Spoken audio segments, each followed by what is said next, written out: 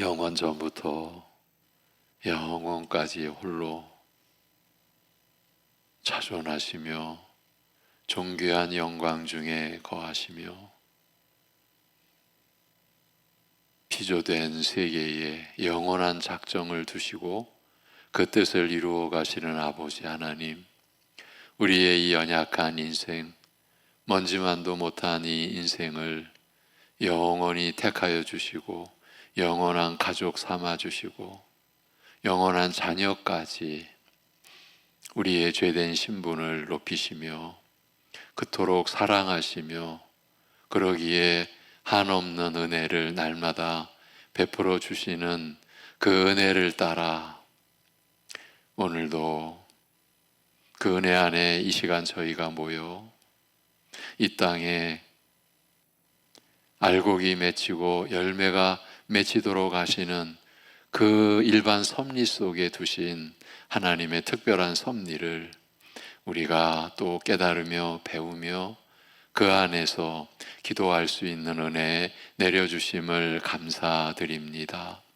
하나님의 이 영원한 역사에 우리가 이제 참여하게 되었고 그리하니 우리의 삶이, 우리의 존재가 그 하나님의 영원한 역사 안에 우리가 참여하며 그래서 그 하나님의 뜻하신 바가 우리의 삶의 중심이 되고 그러한 은혜 가운데 세워지는 교회가 어떠한 위치인지 어떠한 의미인지 다시금 깨닫게 해주시고 그 안에서 우리가 헛되이 살지 아니하고 하나님의 그 뜻을 따라 살며 그러기에 우리의 기도 역시 그 하나님의 뜻을 따르는 기도를 할 수 있는 그 은혜를 우리에게 오늘도 내려주시고 깨닫게 하여 주옵시고 몰랐던 것이라면 새롭게 이미 알고 있던 것이라면 더 분명하게 우리가 확인하고 확신에 거하고 그리하여 그 은혜 안에서 기도할 수 있는 시간 되게 하여 주시옵소서.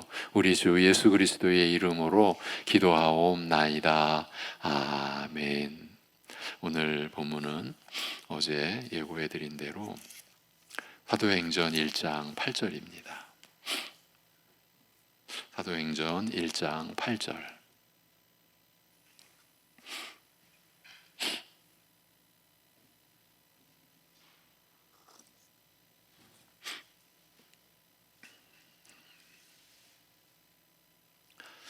사도행전 1장 8절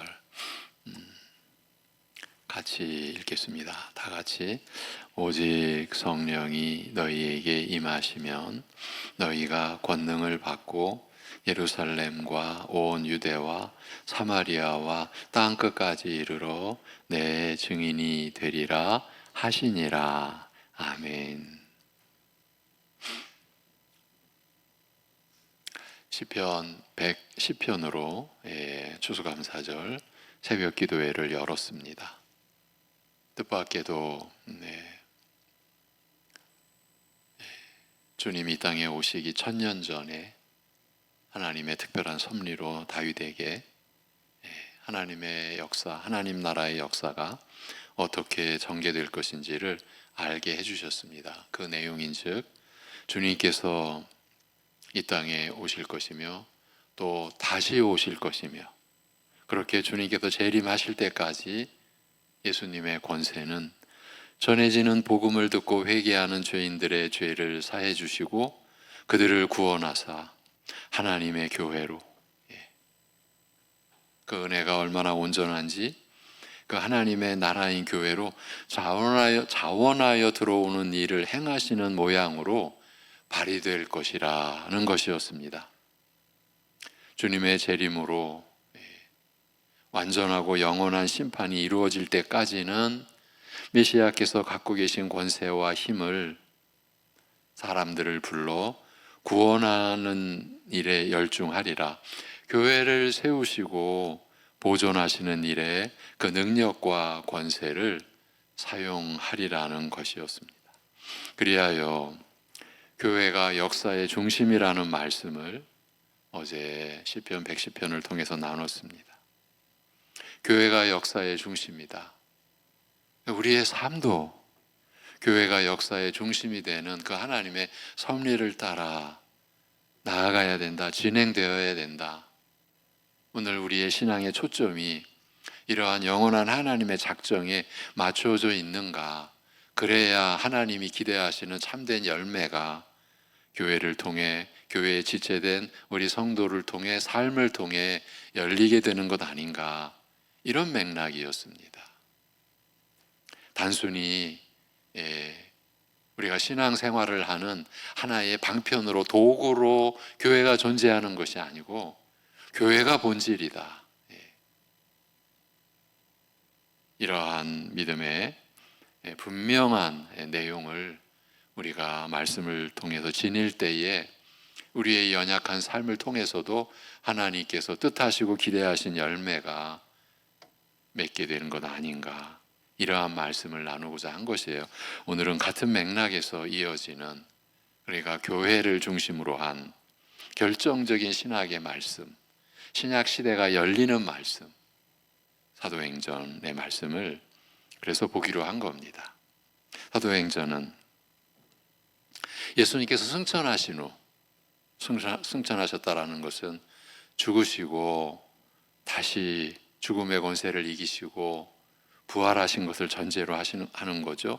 예수님께서 승천하신 후에 하나님께서 주의 몸된 교회를 어떻게 시작하시며 어떻게 확장되어 가는가를 담고 있는 계시의 말씀, 그것이 사도행전입니다. 단순히 베드로나 바울의 전도 여행이나 다른 이들의 행적에 대해 쓴 기계적이고 그런 내용이 단순히 열거된 그런 얘기가 아닙니다. 사도행전이 기록된 목적은 계시록에 예언되어 있는 궁극적인 승리가 이루어질 때까지, 완전한 심판이 이루어질 때까지 예수 그리스도께서 가르치시고 행하신 일들이 계속해서 보혜사 되신 성령의 능력으로 역사 속에 새롭고 능력 있게 재현되어 나가는 것을 보여주기 위함인 것이죠. 그래서 사도행전을 통하여 교회된 의미와 그 본질을 깨닫고, 그래서 믿음을 더욱 굳게 하고 더 나아가 교회의 본질을, 교회의 본분을, 곧 성도의 본분을 이루어가는 일에 대한 안내를 우리는 사도행전을 통해서 받을 수 있는 것입니다. 그런데 오늘 8절 말씀을 살피는 것은 이 본문 말씀이 이 사도행전 전체를 보여주는 조망도와 같기 때문입니다. 이 1장 8절 말씀은 사도행전 전체의 진행 방향을, 곧 신약 교회의 이 전망을 미리 알려주는 전체의 개요와 같은 구절입니다. 이 말씀은 예수님께서 승천하시기 직전에 제자들에게 하신 마지막 말씀, 이런 의미입니다. 그러니까 부활 전, 부활 후, 승천하시기 직전 이 땅에서 하신 마지막 말씀, 제자들에게. 그러한 말씀으로 앞으로 주님께서 승천하신 후에 이 땅에서 일어날 가장 중요한 일이 무엇이며 어떻게 일어날 것인지, 이것을 보여주는 것입니다. 그것은 오래전부터 약속하신 교회를 세우시는 일입니다. 이스라엘에게만 적용됐었던 하나님의 나라를 그동안 암흑 속에 갇혀있던 전 세계 모든 민족, 곧 이방에까지 확장하시는 일입니다. 그 일은 예수님께는 이 지상에서 일어날 일 중 가장 복된 일인 것이죠. 우리가 교회의 지체 아닙니까? 교회로 모여 우리가 교회가 되어 살지 않습니까? 이러한 말씀의 계시를 우리가 모른다면 어떻게 핑계댈 수 있겠습니까? 예수님께 이 지상에서 일어날 일 중 가장 복된 일, 그 일이 구체적으로 어떻게 이루어질 것인가, 이걸 미리 알려주시는 것입니다. 사도행전의 나머지 부분은요, 이 구절에서 말씀하신 그대로 성취되는 것을 보여줍니다. 먼저 오직 성령이 임하시면이라고 합니다. 이는 성령께서 오심으로써 신약교회가 그 능력으로 시작되는 은혜를 입을 것이라는 말입니다. 이 말씀에 해당되는 것이 사도행전 2장의 오순절 사건입니다. 성령이 구약에서 예언된 대로, 그리고 주님께서 약속하신 대로 우리 신자들의 마음에 직접 거하시기 위해서 오십니다. 성령이 오심으로써 교회가 시작됩니다. 성령님이 오신다는 사실은 가장 기본적으로는 예수님의 성품과 능력을 그대로 대신하여 교회를 세워가실 분으로 오신다는 뜻입니다. 그것을 요한복음 16장 7절에서 같이 보십니다. 요한복음 16장 7절 시작. 그러나 내가 너희에게 실상을 말하노니 내가 떠나가는 것이 너희에게 유익이라. 내가 떠나가지 아니하면 보혜사가 너희에게로 오시지 아니할 것이요 가면 내가 그를 너희에게로 보내리니. 아멘. 이렇게 말씀하셨고요. 이게 이제 십자가에 못 박히시기 전날 밤이죠. 제자들과 마지막 유월절 만찬에서 내가 떠난다. 떠나가는 것이 너희에게 이 세상의 유익이다. 그 내용이죠. 그리고 13절과 14절 요한복음 16장 13절과 14절에서는 시작. 그러나 진리의 성령이 오시면 그가 너희를 모든 진리 가운데로 인도하시리니 그가 스스로 말하지 않고 오직 들은 것을 말하며 장래일을 너희에게 알리시리라. 그가 내 영광을 나타내리니 내 것을 가지고 너희에게 알리시겠습니다. 아멘. 그가 내 것을 가지고 너희에게 알리시겠습니다. 예, 이렇게 말씀하셨습니다. 여기서 예수님은 진리의 성령이신 보혜사를 보내실 것이라고 하십니다. 성령님은 보혜사라는 것입니다. 보혜사라는 말은 다른 일을 완벽하게 대신하는 자라는 뜻을 갖고 있습니다. 우리가 일반적으로는 우리가 부르면 옆에 계시는 분, 이제 이 단어 낱말의 그 기본 뜻으로는 우리가 부르면 언제나 옆에 계시는 분 이렇게 이해할 수 있는데, 내용적으로는 다른 일을 완벽하게 대신하는 분, 이게 보혜사. 성령님은 예수님의 인격과 능력과 성품과 은혜의 모든 것을 대신하여 완벽하게 대신하여 우리에게 전해주실 수 있는 분이라는 뜻입니다. 참고로 보혜사라는 의미의 단어는 요한 서신에서만 나타납니다. 발견되는데 요한일서 2장 1절에서는 대언자라고 번역되어 있습니다. 대언자. 중반절, 요한일서 2장 1절 중반절부터 시작. 만일 누가 죄를 범하여도 아버지 앞에서 우리에게 대언자가 있으니 곧 의로우신 예수 그리스도시라고 말하고 있습니다. 의로우신 예수 그리스도시라. 여기서 사도는 예수님이 우리의 대언자이시기 때문에 우리의 회개한 죄가 용서받는다라고 합니다. 대언자라는 말은 요한복음 16장 7절에서 보혜사로 번역된 말과 같은 단어입니다. 다른 사람을 대신하는 신분이나 존재라는 뜻입니다. 거기서 성령이 예수님을 대신하시는 분이라고 밝히셨는데, 여기 요한일서에서는 예수님이 우리의 대언자, 곧 우리를 대신하시는 분이라고 합니다. 사도 요한에게 있어서 예수님은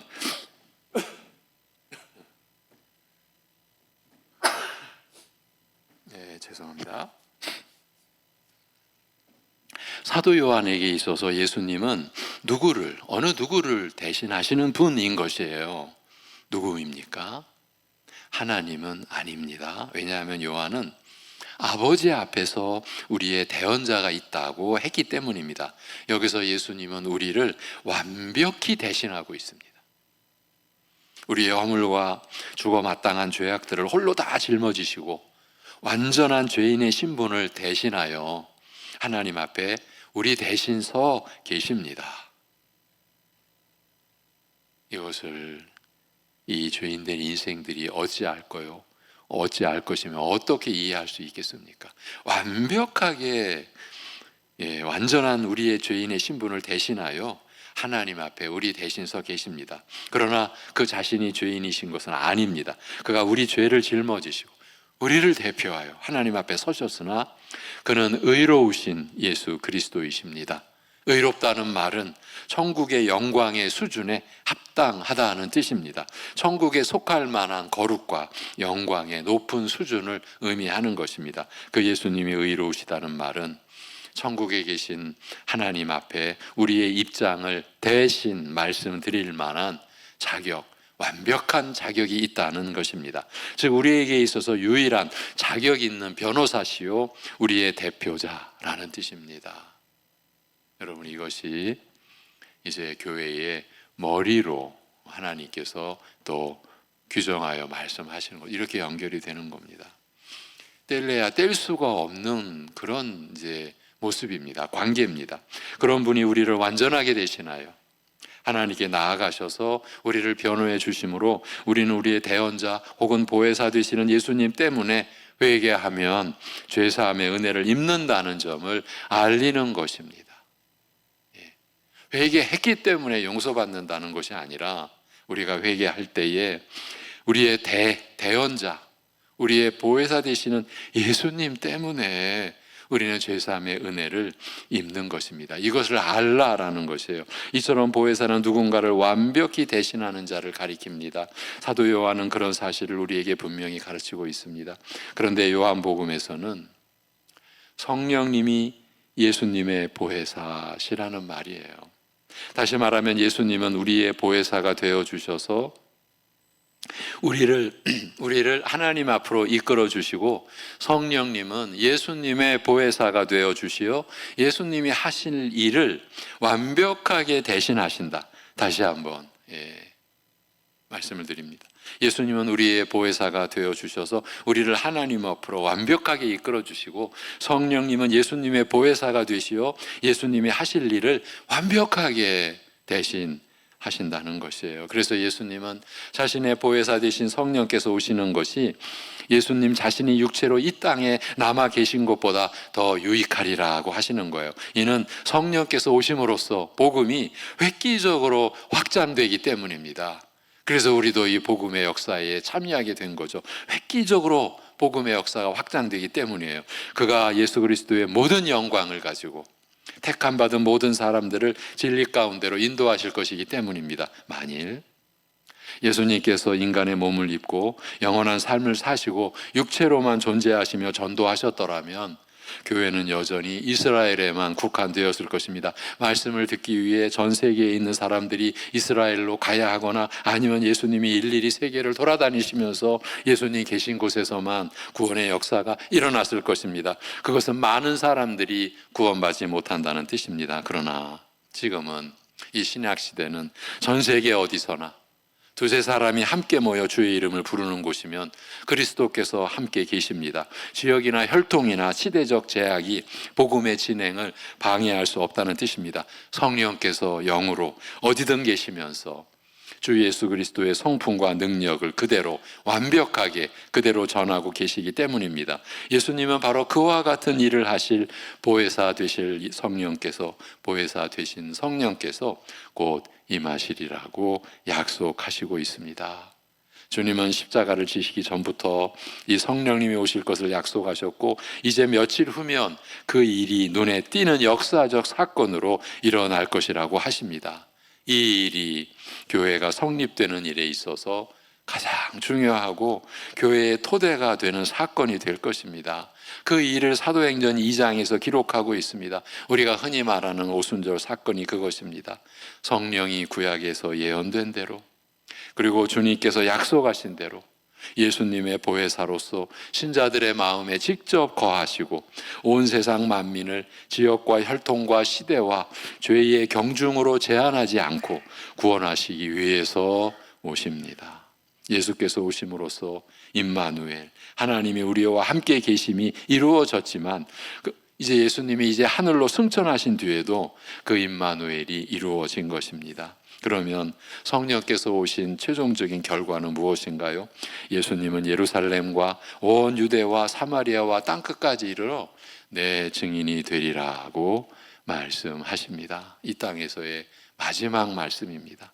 주님의 제자들이 땅끝까지 이르러 예수님의 증인이 된다는 것입니다. 이 말씀은 보통 전도하라는 명령으로 많이 인용되는 구절입니다. 주님께서 내 증인이 되라고 말씀하셨다. 주께서. 그러므로 우리는 증인, 즉 전도해야 한다. 그러나 자세히 보면 이 구절은 그렇게 말하는 것이 아님을 알 수 있습니다. 물론 전도는 성도에 마땅히 해야 할 일입니다.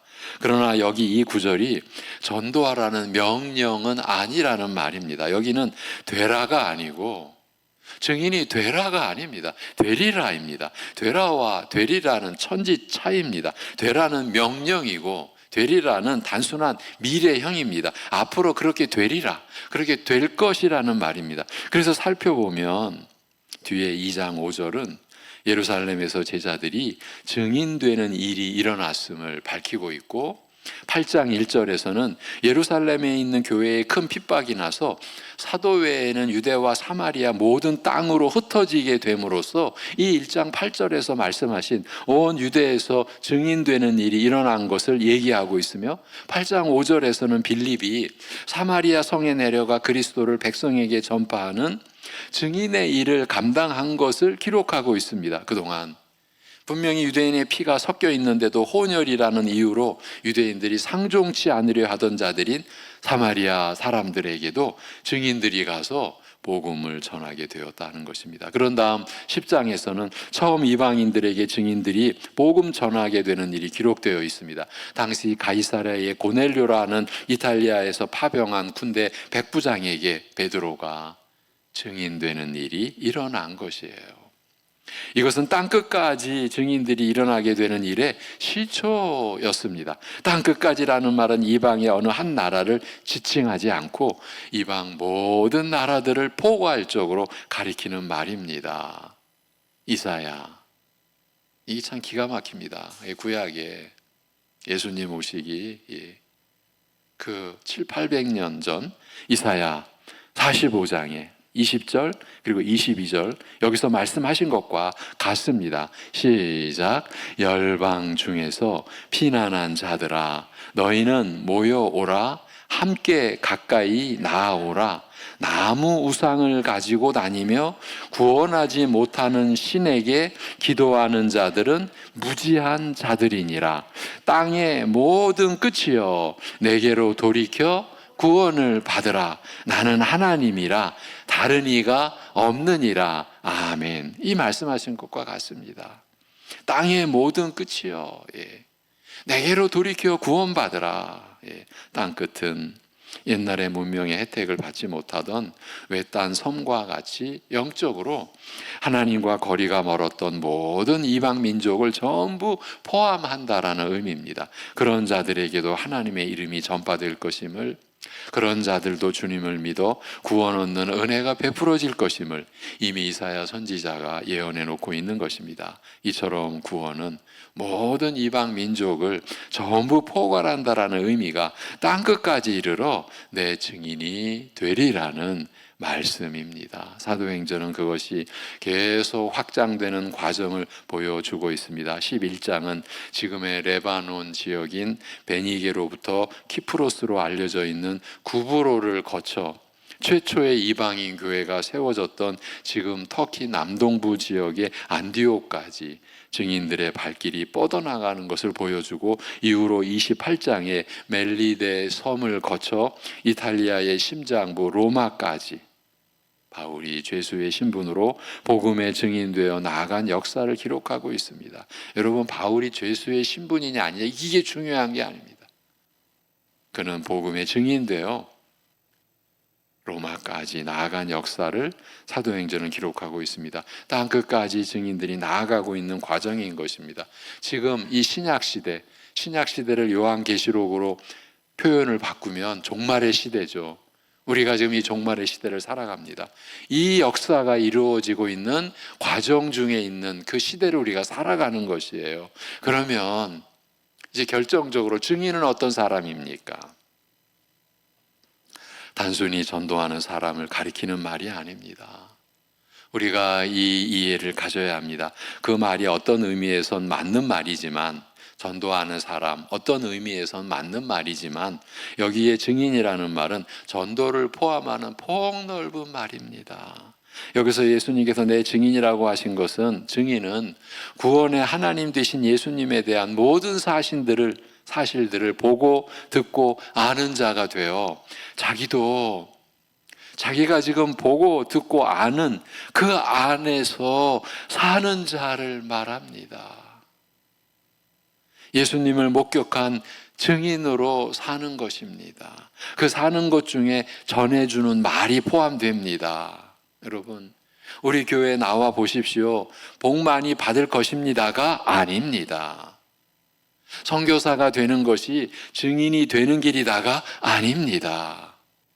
예수님을 목격한 자로 사는 것이며, 그 안에서 다른 이들에게 자기가 아는 예수님을, 그분에 대한 목격담을 전해주는 것입니다.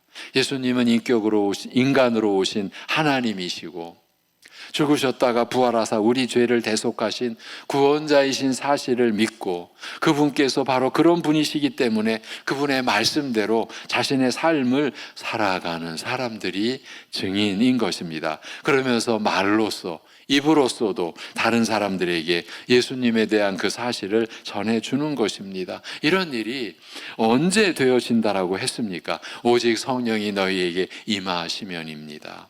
이것이 다 성령께서 임하셔서 그들 안에 계시게 된 것을 인해서, 우리의 마음 안에 임하시게 된 것으로 인해서 그런 증인이 되어졌다라는 것입니다. 성령께서 임하신 결과인 것입니다. 이 말은 이 모든 사건들의 주체가 성령.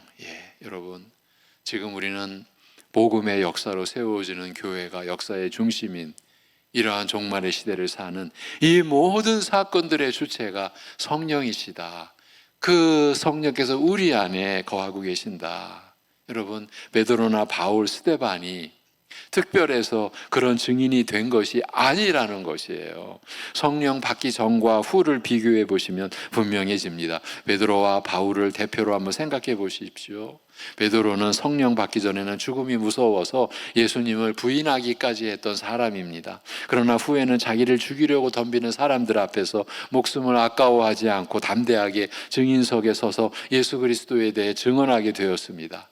그 어떤 핍박과 그 어떤 것으로 인해서도 두려워 떨지 않았습니다. 어떤 때는 그로 인해 3,000명이 회개하기도 했고, 어떤 때는 채찍에 맞고 옥에 갇히기도 했습니다. 그러다가 나중에는 구전에 의하면 예수님 때문에 십자가에 거꾸로 매달려서 죽었다라고 되어 있습니다. 그 놀라운 변화를 가능하게 하시는 이가 보혜사, 예수님을 완벽하게 대신하시는 성령님이시라는 말입니다. 또 바울을 보십시오. 그는 성령을 받기 전에는 예수님 믿는 사람들을 죽이고 옥에 가두기 위해 잡으러 다녔던 사람입니다.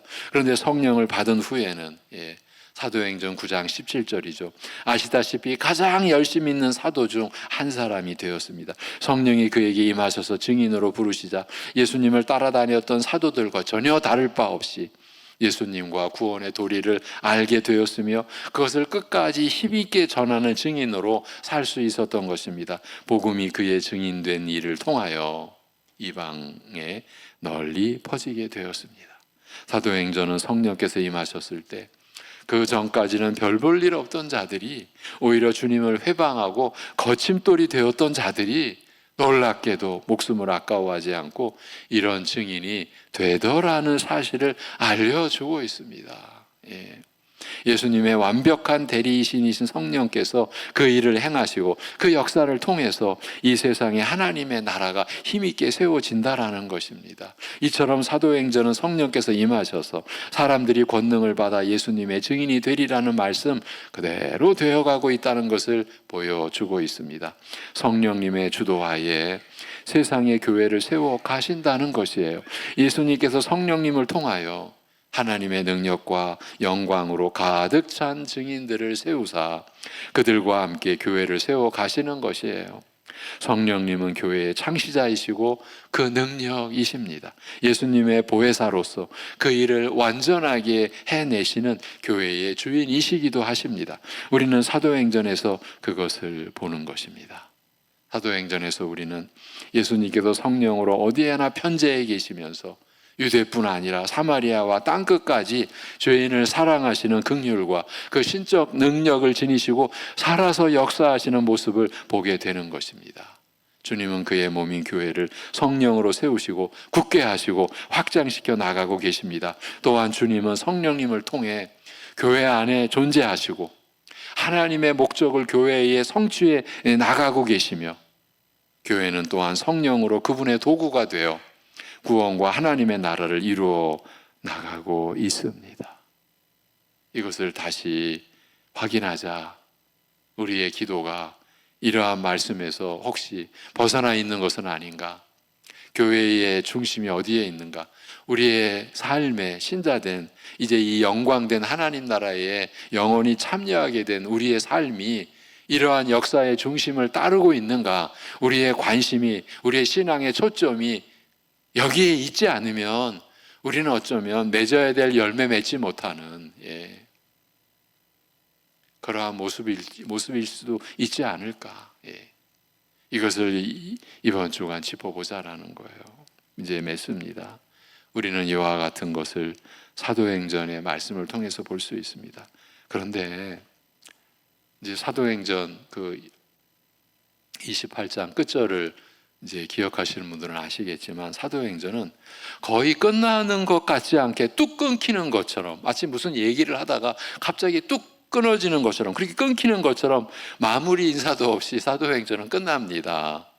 이는 그 땅 끝까지 가는 일이 로마가 끝이 아니어서 계속 되어져야 하기 때문입니다. 초대교회 시절에 이렇게 해서 시작된 성령의 사역이 지금 21세기 2025년도 지금도 계속되고 있기 때문입니다.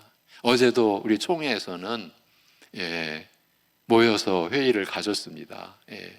저도 제가 섬기는 부분에 그 위임 받아서 그 회의에 참석해서 지금 교회의 역사가 어떠한 회방에도 어떠한 어려움에도 불구하고 지금 진행되어지고 있는 것을 나누며 거기에서 비롯되는 일들을 의논하며 그러고 왔습니다.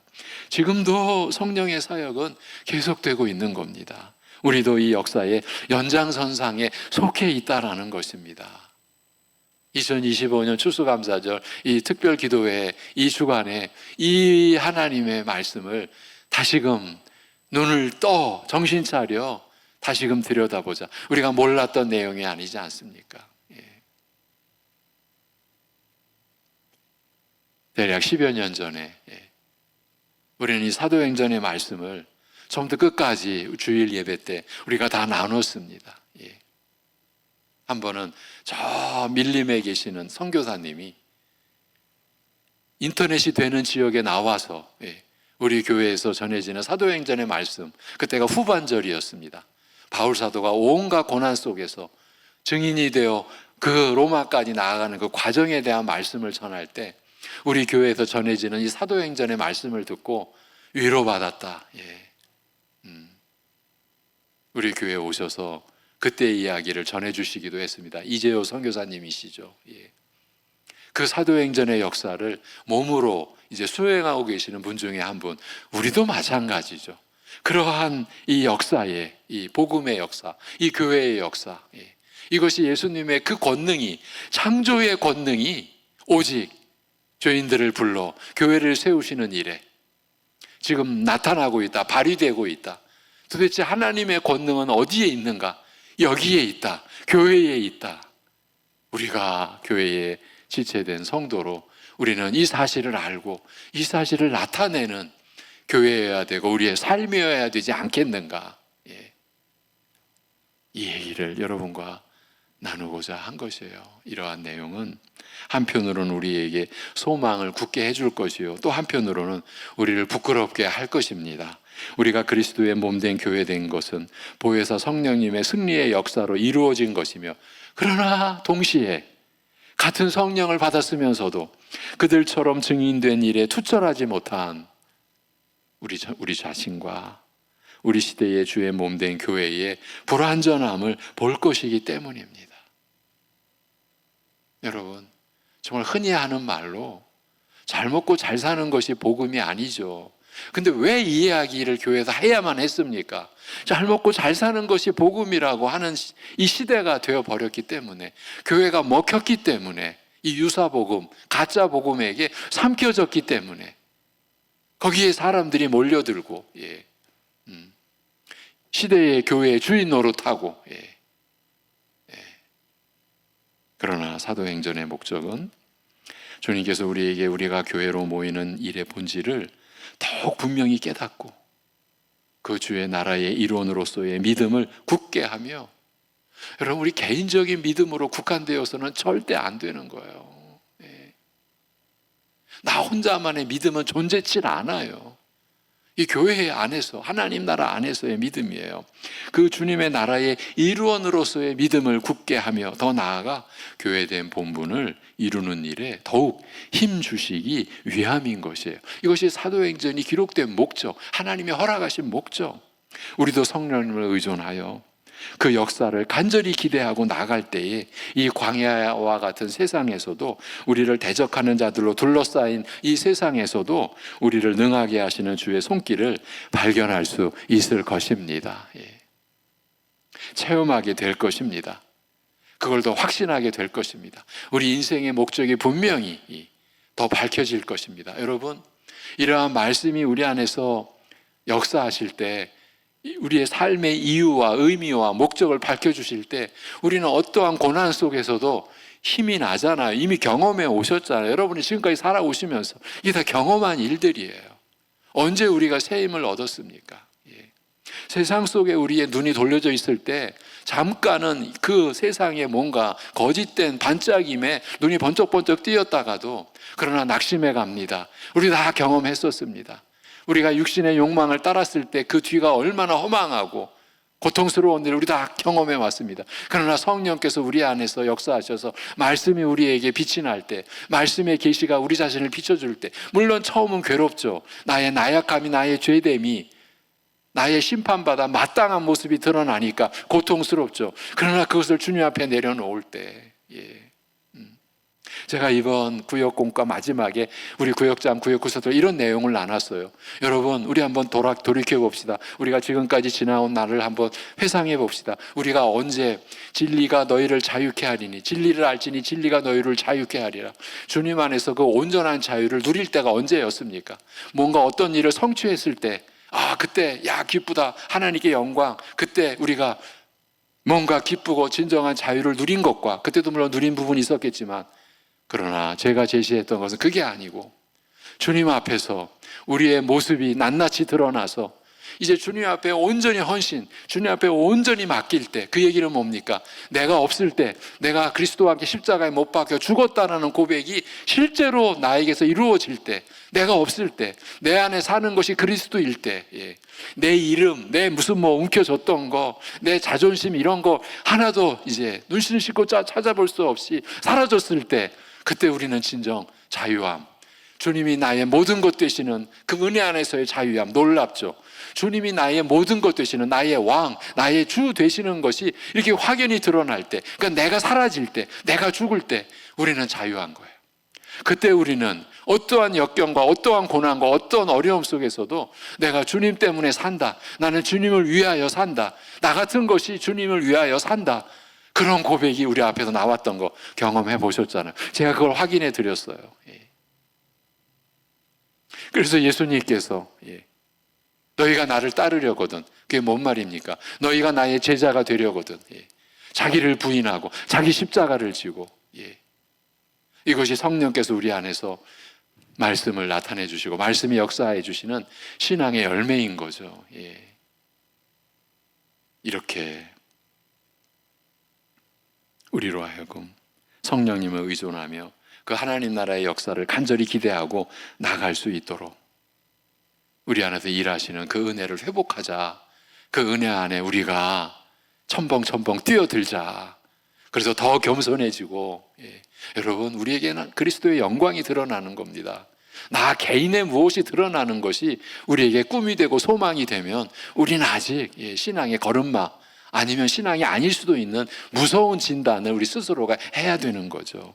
그것을 기대하며 증인되는 간절함과 주님의 나라에 대한 열망, 영원한 소망을 품고 하나님의 말씀 듣기에 더욱 부지런해야 하겠습니다. 기도하고 남은 시간 우리 기도하겠습니다. 하나님 아버지, 주님의 몸된 교회, 우리 송내중앙교회에 이러한 말씀을 다시 들려주시고 우리의 잊어버렸던 신앙의 본분, 교회의 이 역사의 중심되는 이 사실 다시금 일깨워 주시는 말씀으로 우리의 또 어두워진, 또 우리의 가려진 눈을 뜨게 하여 주시고 밝혀주심을 감사드립니다. 이러한 말씀의 역사함이 우리에게는 때로는 극심한 고통일 수도 있고, 우리의 못나고 우리의 너무나 또 불순종했던 우리의 죄악된 모습이 드러나는 아픔과 상처 속에서도 우리를 다시금 새롭게 하시고 더 강건케 하시고 더 온전히 증인된 삶으로, 증인된 우리 모습으로, 또 증인된 또 상태로 우리를 이 땅 위에, 이 광야 같은 세상 위에 분명히 우뚝 서게 하시려는 그러한 하나님의 뜻이 우리에게 이러한 말씀으로 임하도록 하여 주심을 감사합니다. 아버지 하나님, 회복해 하여 주옵소서.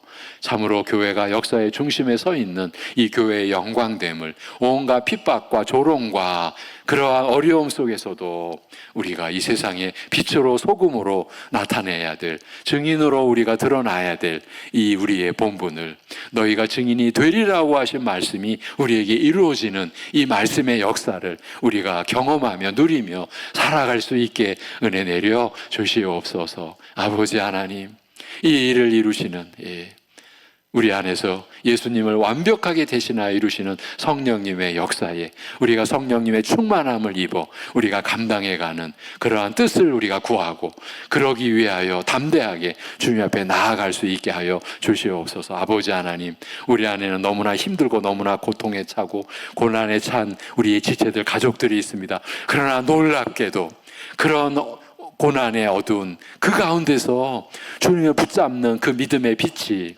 말씀의 빛이, 성령님의 역사하시는 그 증거가 얼마나 귀한 것이고, 많은 건강한 사람이 할 수 없는 일을 그 연약한 그 환경 속에서 나타낼 수 있다라고 하는, 성경에서 증거되어 있고 우리가 현실을 통해서 경험한 그 일들이 이러한 어려움 속에서도 증인의 빛이 드러날 수 있다라는 이러한 확신을 우리가 또 확인할 수 있고, 그 확신에 거할 수 있는 은혜 또한 우리에게 허락하여 주시옵소서. 사랑하는 성도들의 가정을 살펴주시고 우리 자녀들의 발걸음을 인도하여 주옵소서. 이번 주 수능 시험을 보는 우리 자녀들, 여러 명 자녀들 주님께서 붙잡아 주시고 인도하여 주시옵소서. 우리 주 예수 그리스도의 이름으로 기도하옵나이다. 아멘.